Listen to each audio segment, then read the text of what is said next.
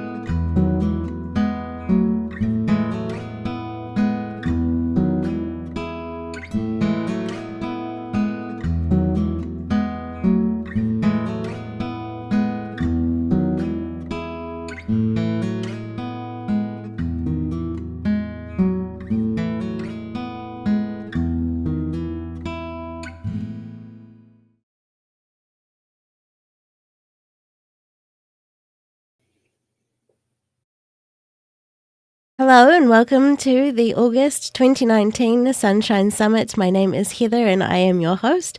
Hopefully we're coming live through YouTube. Who knows? I've had some technical issues this morning, but it'll be a lot of fun once we get underway. We are supposed to be at sunshinesummit.live, but I can't get the live chat to embed there. So if you want to head over to YouTube, then you'll hopefully be able to find the live chat there. This is a week of live streams brought to you by myself. I host Sunshine and Power Cuts, and it's a week of live streams to recognize and celebrate connections. We're going to be joined by 9 groups of amazing guests this week. I am extremely excited to share them with you. And today, thank you so much for being super patient with me. But I have 2 wonderful people. We've got Derek Graziano, who joined us for the launch of the August 2018 Sunshine Summit. It's amazing to have him back. And we have Kate Wallinga from the Ignorance Was Bliss podcast. And together they've created a new project. So I'm looking forward to talking to both of them about all of that today. Welcome to the Sunshine Summit, Kate and Derek.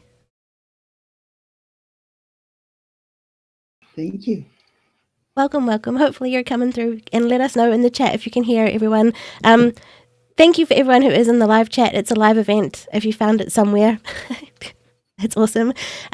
Kate, thank you for being here, and Derek, thank you for joining her, and you are together. I think that's one of the most biggest celebrations, and we managed to go live, so yay. Very excited. Yeah.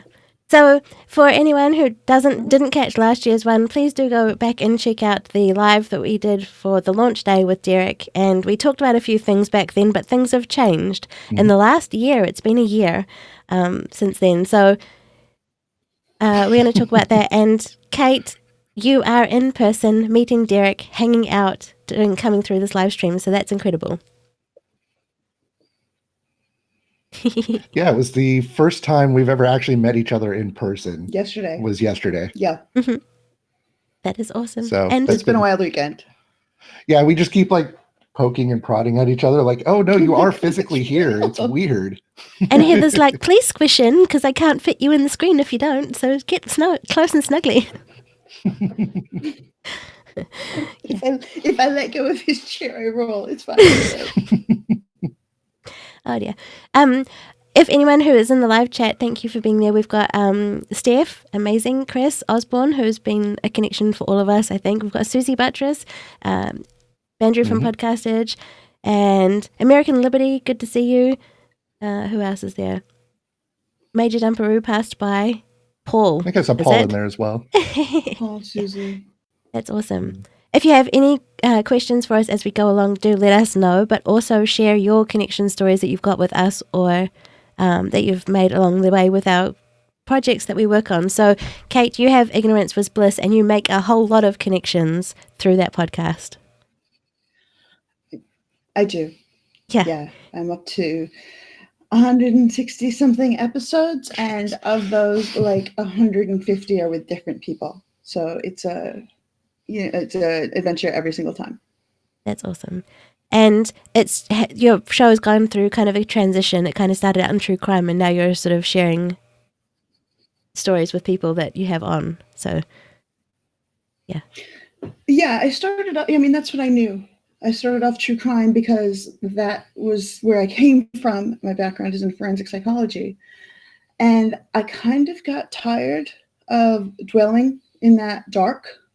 And the true crime community can be occasionally difficult to navigate because there's sort of a proprietary feeling about who tells what story and when, and it's hard to know who you can talk to about things and who you can't. And so I started to drift more into the Underdog podcast community and met more people that way and started talking to people about non-murdery stuff. And I found that if you can start to understand like anxiety, like depression, then it makes it a little easier to understand the murdery stuff. Mm-hmm. So I kind of bounce back and forth. Yeah. We're very excited this week to be able to talk with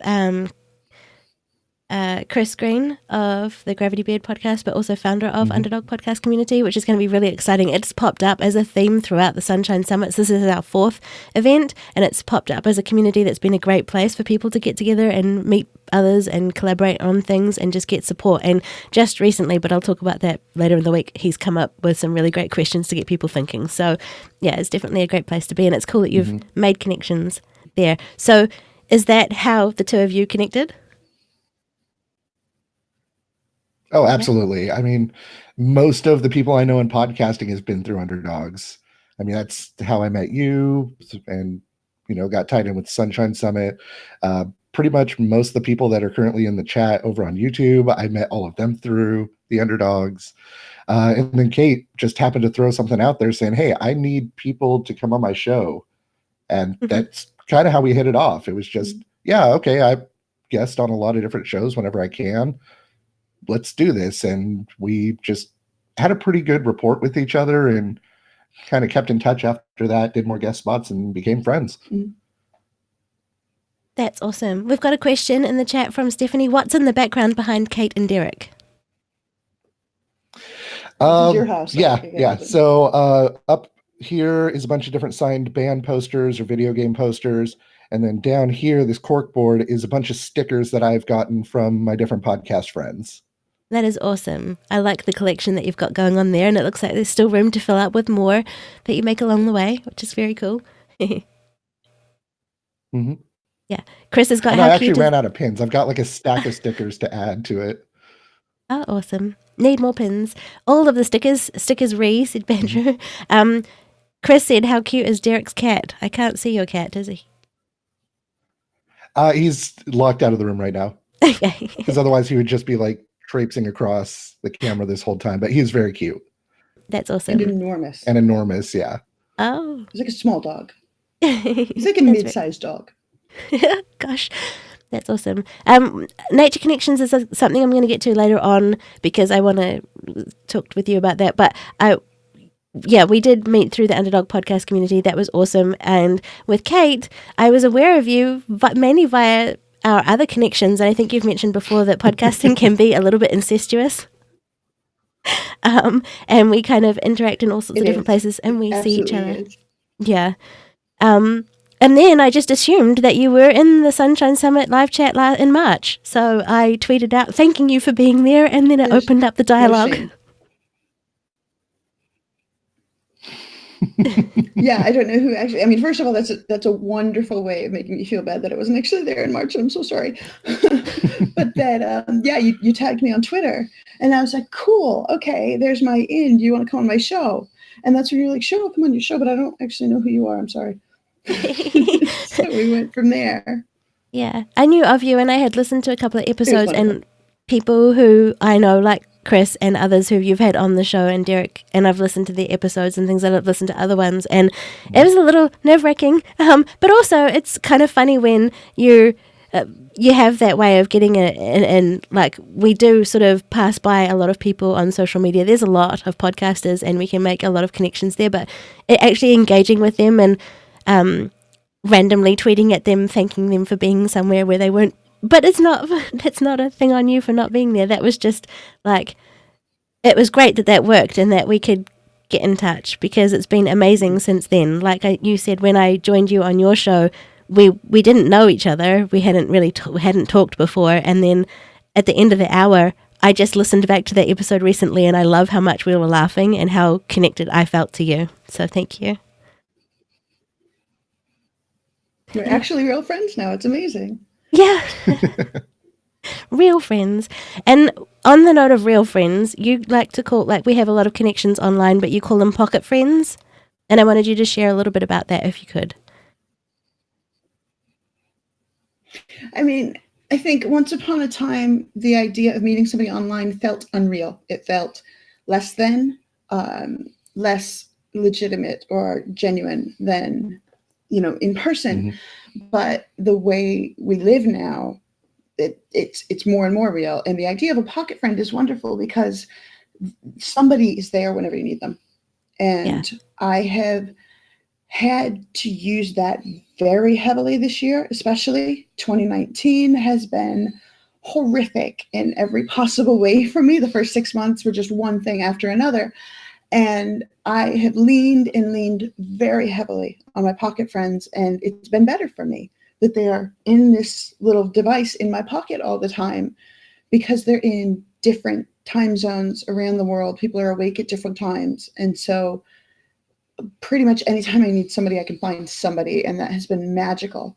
Mm-hmm. And there are times where I physically cannot get out of the house, or whatever. Being in presence of another person can be too much, not just for me necessarily, but if somebody's got a lot of anxiety or ADHD can make social issues weird sometimes or whatever. And so knowing that you can still have these genuine connections is amazing. Mm-hmm. And so pocket friends. Mm-hmm. That's awesome. Yeah, I think that there is a huge value in the connections that we have, whether they're digital or in person or wherever they are, and pocket friends are really important. I know that I have relied on them a lot. It's awesome having the opportunity, especially with time zones, to have someone awake at a time when you might need them, when people locally might be sleeping like normal people. Yeah. Yeah, it's like anytime I message Heather, it's usually like 4 a.m. here when I know everyone else is asleep. I'm like, oh, it's daytime there. I can totally message them. Mhm. Yeah. Yeah. Paul has a question. Then we'll hear this say, oh, his name is Major Dumper, and he asked if I would say it, maybe. I don't know, but I've said it twice now, hopefully. There you go. Tim agrees completely that he has more friends online internationally than in real life. And I think it's just in person, not in real life, because we're still real. Mm-hmm. We're still real at the other end of the phone or the internet or wherever. And he considers them just as important, and sometimes even more so. I'd agree with that too. I think it comes down to the amount of time you invest into the connection that you have and the type of communication. And I think you and I, Kate, talked about it, that you have to be more articulate in the way that you express yourself with someone who you're talking to via message or digitally, because they can't necessarily see you all the time to get what you're inferring, or you just have to be a bit more, explain yourself in a better way and be more clear. Yeah. More, absolutely more descriptive. I have to be prepared to ask questions I wouldn't necessarily ask a person in my presence, to make sure, like, what do you mean by that? Or what, just in a way that you can't assume something's going to come up online the way something might come up in person casually. So I'm kind of a pain, can confirm. I know, because I'll just ask things that might not occur. How, what do you do for work? How many kids do you have? What's your favorite food? What kind of music do you listen to? Like, my favorite thing to do, and you can attest, Oh, yeah. is that I'll just hit somebody up at random points in the day, and I'll say, tell me something. Yeah, you did that yesterday while we were sitting on the couch. I know. Yeah. And it's my favorite because I never know what I'm going to learn about the person. And once they get used to me doing it, I think most of the time you won't do it, but most of the time people will have something stocked up so that they can hit me back with an idea. Derek always wants a prompt. Mm-hmm. And so I have to think of, like, tell me something about music or the color blue or family or, something. Well, the reason I do it is mainly just because the way my brain works, if I have something to play off of, I can run way further with that than just, okay, what's on my mind? Well, here's 10 different things I have to do at work. Which is fine. Like, if that's what I learn, that's fine. But it's a fun thing. And so, I don't remember when it was. You've been on several episodes of my show, but one of them, we talked about how it's not real friends versus not real friends. Like, that's not the right term. Pocket friends versus in real life. Like, no, they are in real life. They're just in words more, occasional speech, and that's what you get. And so I don't remember who it was, but a Gestalt psychologist came up with the phrase life world, the difference between your pocket friends and your life world friends, to designate this rather than this. Yeah. Right. And I like that term a lot. Yeah. I think that's awesome. And I love that we have technology and the ability to have the digital faraway all around the world connections, and that, like, this is kind of as close as I can get to being there until I actually make it to the States. So that we're able to do this and see each other live and have everyone here in the live chat, and then that you have the opportunity to do the in-person things in your life world with Derek, like you are today. And the other people that you've managed to catch up with, like Ma Woods is another person, you just have seen her. And love her. very exciting. Yeah. I mean, I'm here because I have 4 kids which is too many. Don't do it. But my other 3 had things this summer. One had a vacation with a friend, and she also went with me to Chicago for the True Crime Podcast Festival. So she's done 2 big trips. And my little ones had day camp. So they've had a thing. And my 15-year-old kind of didn't have an event. And so we decided, let's travel out here. My sister lives in Oregon. And we had a little bit of inheritance money to play with after my dad died. And so we decided, let's use this, let's do a thing. And so we're doing 2 weeks in the Pacific Northwest. And among that, I spent the first 3 days with Mar Woods. She played sort of tour guide for us and took us around, and she's wonderful, and I adore her, and I hate geography. And then after that, I came down here, and Derek and Christina have opened their home to us, and they are wonderful, and I hate geography. We're doing a meetup tonight with some other podcasters, and then I'm going to see several more in Oregon. So it's sort of becoming this, like, instead of the Oregon Trail, it's like the podcast trail around the Pacific Northwest, but it's been wonderful. And these connections just would not have happened without creating the Pocket Friends first. Yeah. And in terms of creating like a space for people who listen to Ignorance Was Bliss, you have your Facebook group that you have for them, and it's the Asylum. I don't know the name of it. That is what it is, yes. But there's a huge number of people in there, and it's incredibly supportive, and people will post memey things and fun things, and you've got your selfie threads, and it's this amazing way of engaging everyone and just having a sense of community that when they're celebrating something, they can celebrate it there. If there is a time when they're working something that's really hard, they can post that there, and a whole bunch of people flood in and support them. It's amazing.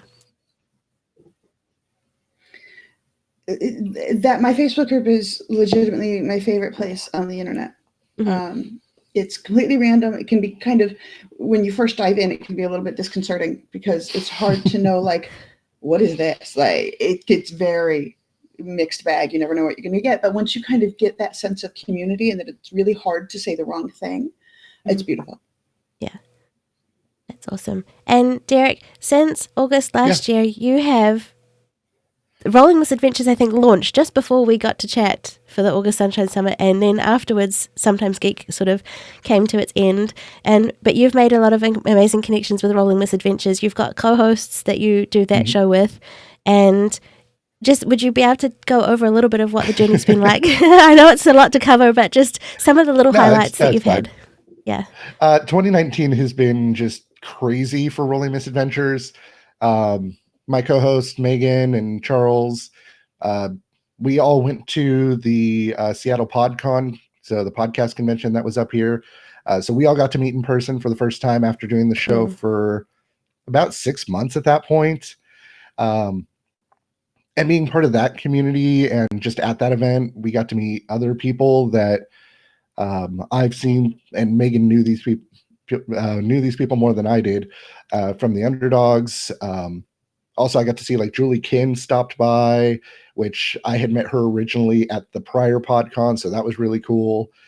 And yeah, it's been crazy. And as the show has gone on, we've kind of branched out more and started bringing on more guests as a way to network with more people and just meet more people within the same tabletop / audio drama landscape. So with that, we've gotten to just play dumb games with all these amazing people, and it's been wonderful. Yeah, you play dumb games. I think what you're doing is having a lot of fun and creating an incredible story, and you've had some dream guests that you've wanted to get on the show, and you've managed to get them to come and be a part of it. You talked to the person who created the game that you're playing, if I believe. Yeah, and funny enough, the story behind that, the last day of PodCon, there was a couple that was walking by our booth, and after 2 days of running a booth at a convention for like 12 hours a day, you're just worn out and beat, and just everything's dying down. And we see this couple walk by, and they just happen to stop by, and one of the people, the gal, looks at our logo and says, "Oh, you play Fiasco." And I'm like, holy crap, it's someone like that. Was the one thing that didn't happen all that often that weekend, was that very few people recognized the logo. And so we get to chatting, and she mentions, "Oh, have you ever Cute. But she asked us, she's like, have you ever reached out to Jason Morningstar, who's the creator of the game, one of the creators? And I said, well, we had this convention going on and we're still kind of, I mean, at that point we were 4 to 6 months in, so still kind of establishing what we were doing. And she said, well, by the way, I happen to know him, so the next time I see him, I'll kind of put some feelers out there. Wow. And the thing about Seattle is that you get a lot of promises but flakiness, and it's just the weird culture in that city. Mm-hmm. And so I didn't think anything of it as 1 month, 2 months, 3 months goes by. And then out of nowhere, I get an email from her saying, hey, by the way, I saw him the other day. He wants to come on. He's going to send you a message.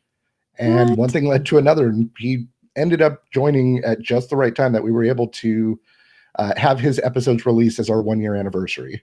That's amazing. That is so cool. That is such an awesome, awesome connection story. And congratulations on 1 year of rolling Misadventures as well.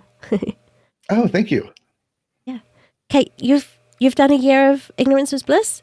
A year and a half now? I'm a year and a half in now, yeah. Yeah, that's exciting too. But the amount of episodes you've put out is just, whoa. You had so many connections and so many amazing stories to share. Thank you for having me on recently and as a prelude to the summit. It was amazing to be there and to have people put in questions to ask. That was really, really cool.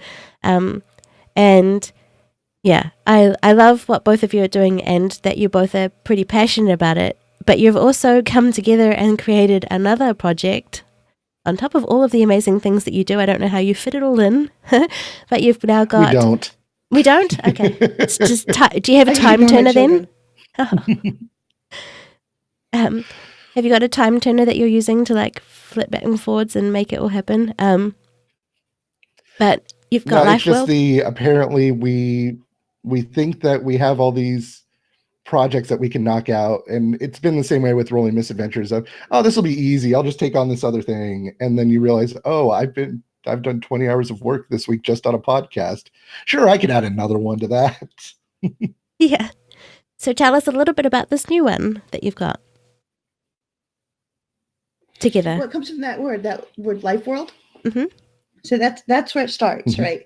And I know the true crime world very well. I don't want to dwell in misery and darkness all the time, but I still want to talk about it sometimes because it's fun and interesting, kind of a thrill, right? But I didn't want to get into the gore and tragedy and murdery stuff. Like, it's been done well, it's been done badly, like all of the things. I don't need to add to that. But we realized that with all of that, like, everybody listens to podcasts through using the internet, right? But we don't know all that much about cybercrime. We don't talk about it. And so let's do that. Let's talk about identity theft or the fake wellness blogger or, things like that, that this is using the internet as a weapon. Mm-hmm. Yeah, and for me, I mean, I'm not a true crime fan at all. There's no true crime shows that I listen to. But since ending Sometimes Geek, when Kate approached me with, hey, why don't we cover stories about technology and stuff that happened on the internet? I'm like, oh, I get to do this new thing that's kind of like what I did, but completely out of my comfort zone. So sure, let's give this a shot and see what happens. I love that. Completely out of my comfort zone. Sure, let's do this. On my show. Sorry. Yeah, exactly. And we joke on my show, like, in my texts all the time about if something goes wrong. Derek's my tech guy. Like, Derek, I did a thing. Can you fix it? It's just sort of our refrain. And so I wanted to talk about the psych and the crime side, but there are aspects of tech, whether it is, the social side of the tech, message boards, Discord, that kind of thing, or whether it is how did they use the computer to do this thing. So it kind of needs two people, it feels like. So here we be. Yeah, that's awesome. And so I think I watched somewhere that you've got like is it every second Thursday I don't know how that worked. When the release thing of that is, you've Yeah, got to. it's kind of like the first and third first Thursday and third. Yeah, that we're aiming for. cool. Yeah, it's only twice a month, so I mean, it's not even like a real podcast, you know. Sure it is, because you told me about that. I mean, the amount of episodes you put out isn't really relevant to it being a podcast. I think if you make something and you're passionate about it and you make it good, or you just manage to make it and to put it out there, it's amazing. And yeah, Kaylee Osborne is in the chat. Hi, Kaylee, and she said a time turner would make things a lot of things easier. So yeah, I don't know if it would. I think I would just keep making new projects. Oh, and it would just make it terrible. I would just be stuck in a time loop at that point. You'd burn out. Yeah. Oh dear. Maybe not then. Maybe it needs like a limited number of uses, and then it would like needs to recharge or something for a while. I don't know, to give you a chance to catch up. Makes you take a day off. Yeah. I think what podcasting needs is like a vacation commune kind of idea, like one place to gather, but then to go away, because I do get peopled out after a while, so I couldn't live there. I couldn't, you know, I went to the True Crime Podcast Festival in Chicago 2 weeks ago. Yes, a month ago now. And it was really fascinating to be around other artists, other podcasters who are just as passionate and interested. Perhaps sometimes we go too far in that direction. And by the end of the weekend, I was just brain dead. You know, it was so many things to think about and so much to sort of absorb.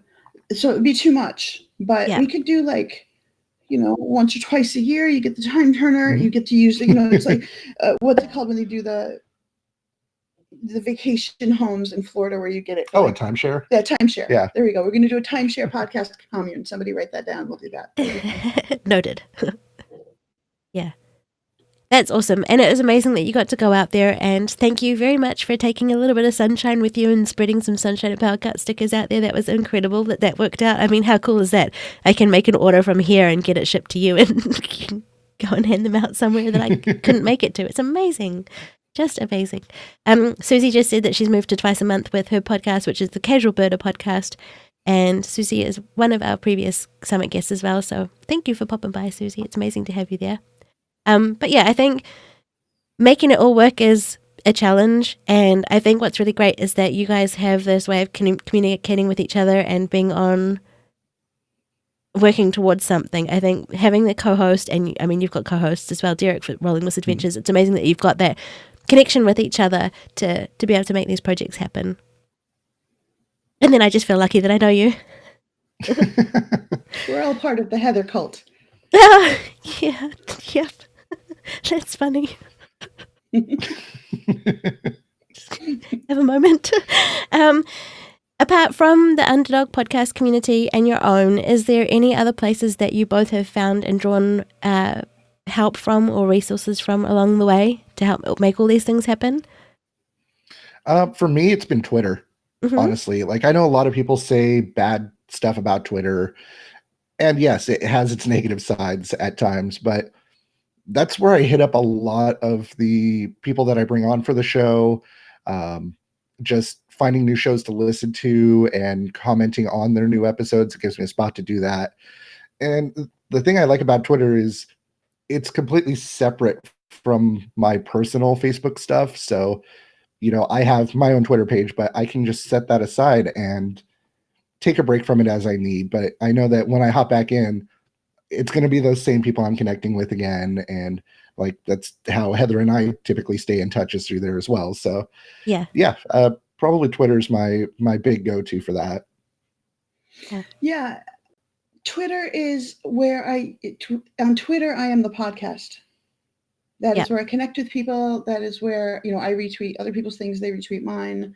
It's where I can advertise if I want somebody new to talk to on my show, or, you know, with this meetup that's happening tonight.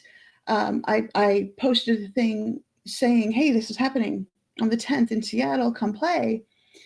And a handful of people said, well, are you coming to Portland? And as a matter of fact, I am. And so now there's another meetup in Portland on the 17th, awesome. was entirely just based on those connections through Twitter. And I don't know everybody that's going to be there, but I'm still really looking forward to just taking things into the life world. It's cheesy, like, but that, so yeah, Twitter is business for me. Mm-hmm.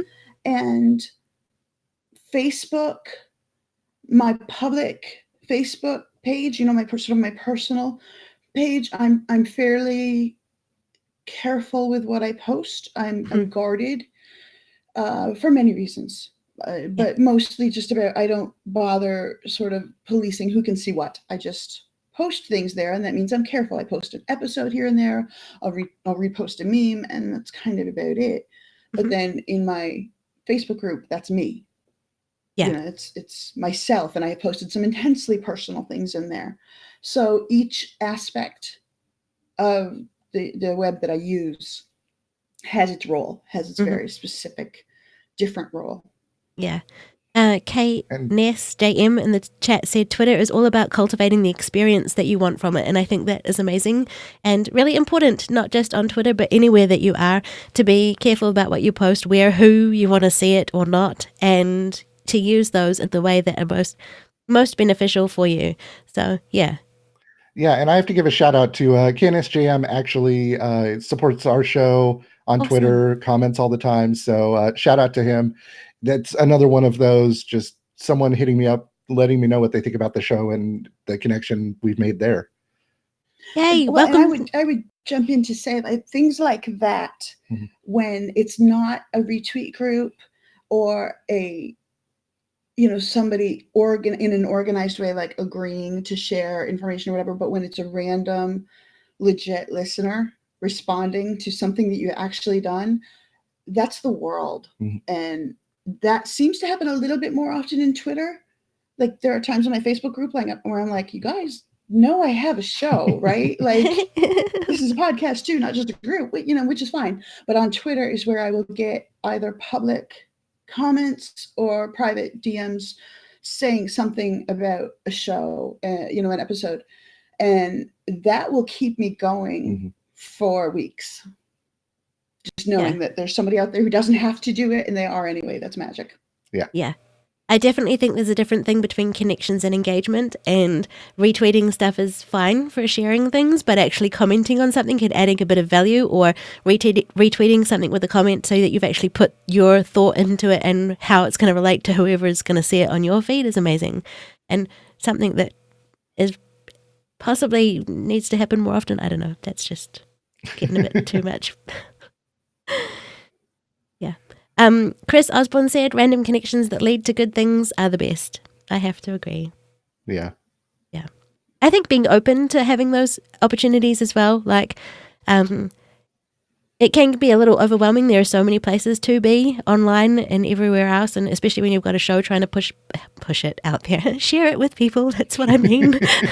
We're not pushing it on people, but a little both. Yeah. And being genuine in the way that you do interact with people is huge. So, yeah. I want to hear from anyone in the chat who is there. What have been your favourite connections with the Ignorance Was Bliss podcast, if you've listened to it or if you're keen to check it out, with Rolling Misadventures or with us as we are here? Like, we've heard that KNS James has connected with you on Twitter, which is amazing. And so any of your connection stories in the chat, that'd be amazing. Susie said Twitter is how I met Heather. Yes, I have a Susie with the murder birds. They're the best. I love it. Yeah. So on murder birds, bringing that up, may as well. You've got a connection with murder birds, and for anyone who doesn't know, that's owls. Yeah. Oh, I'm here because yeah. You go. Yeah, I mean, I don't know how to tell. So there's a famous murder case out of North Carolina in which an owl has been blamed. The owl didn't do it. It's a setup, okay? And I, at one point, had one land on the hood of my car in the middle of the afternoon in rural New Hampshire, and my brain clicked off at that point. I could not say, oh my, observe, an owl has landed on the hood of my car. Instead, I went something like, oh my God, oh my God, what do I do? It's a murder bird. Yeah. And that has stuck. That word, like I came back to my group and told it thinking, look at what an idiot I am. Like, this is what happens when my brain shuts down. And instead, it has become a thing. You know, I don't know the last time somebody in my group used the word owl. Like, that's not what they are. And people send me owls. I know. Like, okay, Mindy, shout out to Mindy from my group. This is a key is sort of my original symbol. I can't. Okay. But a key is my original symbol. Mm-hmm. And this is a key with a murder bird in it. And so that kind of thing was totally unanticipated and so fun. Yeah. And like my 9-year-old was on a baseball team this year that was the Owls. And by the end, they're all screaming for the murder birds. So, yes. Awesome. That is cool. That is amazing. And I think that's really cool that people got on board with that. And I noticed when I was down in Wellington one time, I was at the museum and I was like, look at these cards with owls on them. Here we have the native, the moorpork, and that sings out. There's actually one at the end of the driveway that sings out at night, and it always makes me think of you. So it's very cool to have that connection there. Candace James said, Q&A episodes are fun, where podcasters take questions from listeners about the show or the show's subject matter and make an episode answering them. Feels very interactive. And I, wholeheartedly agree. And then this is kind of, I wanted it to be live so that there wasn't the delay between asking questions and having them submitted and people recording and then getting back to you. So that's what the Sunshine Summit is about, being here to be able to ask them live. And Chris said he's getting ready for one of those episodes. And American Liberty, that needs some sunshine to grow. Well, we can bring plenty of sunshine on a cloudy day. I completely agree about the Q&A episodes. They're a little terrifying to set up because what if nobody asks any questions? And I've been there. That's right. Yeah. Tell that. That goes back to Sometimes Geek. I had a Q&A episode that I eventually had to bother Heather and Paul, Chris, and Adam and podcasters I knew, like, I need content because no listeners have sent me anything. Rolling Misadventures, though, like, that was the first Q&A where it was just fun the whole time. I know KNSJM submitted like 8 questions or something like that. Wow. Other people that we had on the show sent questions because even though they were part of it, they didn't understand everything that went into the episodes. So they knew like what it sounded like recording, and then they heard what happens with it afterwards. Like, oh my God, that's completely different. How did you do these things? So yeah, it's been a lot of fun getting a chance to do those. Those are my favorite episodes, and not just because I do shots during the whole thing. I've had a couple. I do them for every couple of milestones, and sorry, I'm stuck on something. Yep. And they are so unpredictable, less completely random than you might think, because my husband is a mathematician, and so he organizes them very carefully. But then just not knowing what's coming, he just reads them to me, so I don't have any prep for what the questions are, what's coming, and that feels very genuine in a connection, right, with the listeners, because I often sound on my show like I have no boundaries, but I do. I'm careful about what I do and I don't share, and I have time to think about it, even when we're just having a one-on-one conversation, and I can steer it in the direction that I want. But if I'm asked a direct question, I'm going to answer it. And so the Q&A episodes just feel very, there's a very fun, random, off-the-wallness to it that I love. Yeah.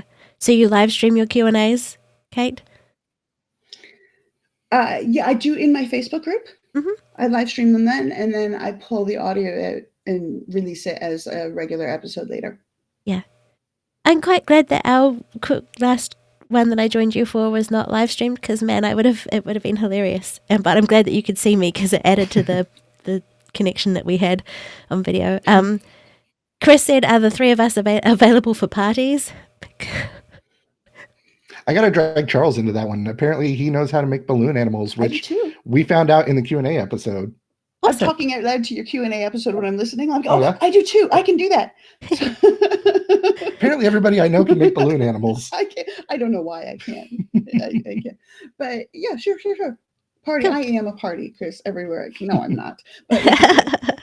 Sure. We can do it. Yeah, we're here. It's a party. It's all good. And American Liberty said, what techniques do you employ to keep the darkness of your work from becoming too overwhelming? That's probably me. Yeah, I think that's more you. Well, I mean, I did this professionally for a long time, and you learn how to compartmentalize. And a commute was really important. Or in my case, if it's a particularly difficult topic, I have to immediately edit something different or organize something on my computer or whatever. That's sort of the closest I can get to having a commute right from my basement back up to my family. Yeah. But I need transitional material. There are things I will not discuss, and I'm careful now not to go especially graphic, because I don't think it's necessary to go, splashy and gross in order to get the point across that something bad happened. So I've been able to take a little more control over that, and I do now only maybe a third to half of my episodes are true crime, so I can take breaks and I can move into having Heather on, or you still sneak your way in probably once in a while, even though we're doing the other show. And and so there are one of the things that I've also picked up is for my Patreon. I was feeling bad because I really was not doing enough, I felt, for to say thank you for the support that I was getting on Patreon. And so once a month now, I've started having people on for incredibly stupid, incredibly pointless silliness, and that's been great. That's just this total palate cleanser, and some of those are probably my favorite episodes ever because of the silliness of them. So that's what you have to remember to step out when you can. That's part of why I don't have just a true crime podcast. Yeah. And Derek, how do you let the light in when things are a bit of a struggle for you? For me, it's reaching out to my co-hosts. If I'm overloaded with the amount of work that goes into the show, with the post-processing and all of the editing that goes into it, basically just throwing a message out there to any of my friends through podcasting saying, hey, I'm working a lot right now. I really need to get this edit done. Distract me, please. Yeah. give me something else to look at instead of just the waveform this whole time. So that's usually what helps me. Yeah. Mark Johnson said, Kate, Cole wants to know, what is your favorite game to play besides Cards Against Humanity? So that's Donna asking. Okay. And Cole and Mark Allen are kids, so shout out there. Hi. Favorite game to play besides Cards Against Humanity? Ooh, my family has a long and deep and kind of dark history of Parcheesi. We would play it at Christmas time, and my father had a parallel, set of 4 circular scars on the back of his hand because my great-grandmother, his grandmother, stabbed him in the back of the hand with a fork once because he made a move that sent her back to home. So we take it very seriously. But it's fun. And I have a photo of that game, and in front of my grandmother there were 4 different rum drinks, which kind of helps explain the fork. Paul said dad jokes. Oh, Paul. Yes, Paul was my most recent that was a good Patreon episode. And, that's been a popular one. Cool. Just silly, just fun. Laura came on and we did drama Mad Libs because there was a moment where it just seemed like things got heavy with a lot of online drama, which to me, that's sometimes the most stressful. Mm-hmm. Because it seems so unnecessary. Like we're all working so hard and we're all pouring our hearts into this thing. And then people get intense about things where all you need to do is take a breath and step back and remember what's important and reconnect with your friends and move on. So I was talking to Laura, who's my admin in my Facebook group, like, I don't even know what's going on. And I made a comment about one of them. She said, which drama was that?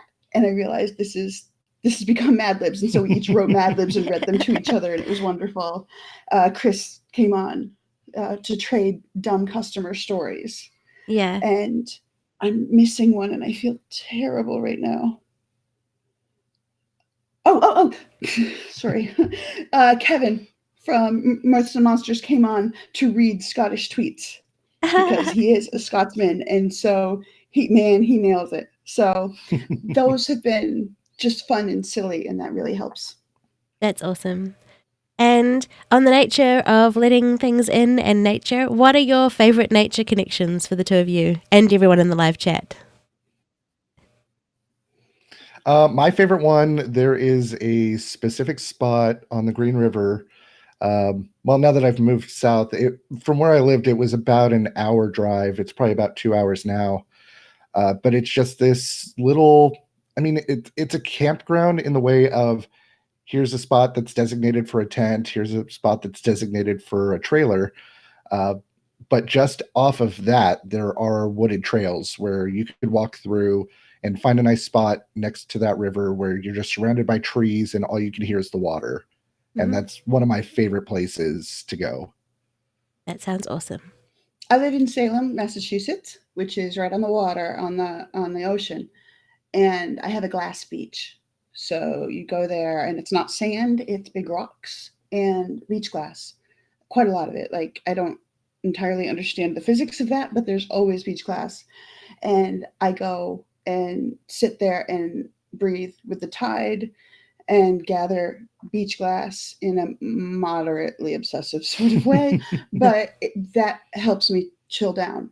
And there's been times where that, like, I'll get in my car and drive there when I have nothing else to do just because I need to go and breathe. Yeah. That's amazing. I love the ebb and flow of the ocean, and I like being there. I don't get to do it all that often because it's not that close to me, but I love that you have that there. And you mentioned before that you like having the problem of not being able to have insurance because of the water level, because you're too close to the water. It's true. Yeah. It's true. Yeah, we can't get flood insurance at my house. Yeah. Chris said that he likes cool birds, but this should surprise exactly nobody. And Kaylee would love to see a glass beach, so that would be awesome. She should come to Salem. Yeah. More connections. Adam said there's a campground in the mountains in eastern Arizona where we would have family picnics when he was a kid. That sounds very cool. And Paul has the Gulf of Mexico about 5 miles west of his house, so we try to get out there to the beach and catch a sunset as often as possible. Awesome. Tim loves visiting the waterfalls in the Upper Peninsula. He's in Michigan, so that's very cool. And Susie said the cottage that she rented for her 50th birthday on the Big Sur was perfect. She could see grey whales from the deck, see hummingbirds and deer. And she goes there in her mind when she needs to. I think that's very cool. Having those places to recall and go there when you can't physically be there. It's awesome. And Elders said he loves the skies here, and he's in Arizona. So, yeah. Wherever you are, I think, this came up somewhere else, but wherever you are, there's something that you can connect with. It doesn't have to be big. It can be entirely small, like it can be a little flower that you notice in the crack of the pavement as you're walking past or something, or look up and see the clouds in a particular shape or form, or something that you hear, or if you have these amazing places to go to, like the glass beach or the mountains or wherever. Yeah, Banjo Scott. I love the snow-covered mountains here in Alaska. Keep warm, Banjo. Don't get frostbite or anything up there. Or snowed in. Glad the internet's working. But, yeah. Thank you for sharing those connection stories with us today. It is amazing to have you here. I love that we connected. I love that we've been on this journey, Kate more recently, and Derek's for a while now, and just all of the things that have been able to be possible with that. And I think if either of you had advice for anyone making connections, what would it be? The one that I'm the worst at, just reach out, honestly. Just send a message to those people, whether it's a guest that's way bigger than you think would ever want to be on your show. I mean, that happened just last night. I sent a message off and got one back, and there seems to be interest. So that's awesome. But really, I mean, if there's podcasters out there that you're a fan of, send them a message. Just ask. Just ask. And, you know, the worst thing that happens is they say no thanks, or they say nothing at all. In this case, worse off than you were. And I've been completely bowled away by the people who've said, yeah, sure, let's do that. And everything from published authors to listeners with amazing stories. Don't fixate on their perceived size necessarily, because how do you determine that? Number of downloads or number of followers or whatever. It's do they have something interesting to say? This is from especially for me, because for you, you've got a different style listener that you're looking for the to play. For me, it's just what should we talk about? And I'll talk anything with anybody.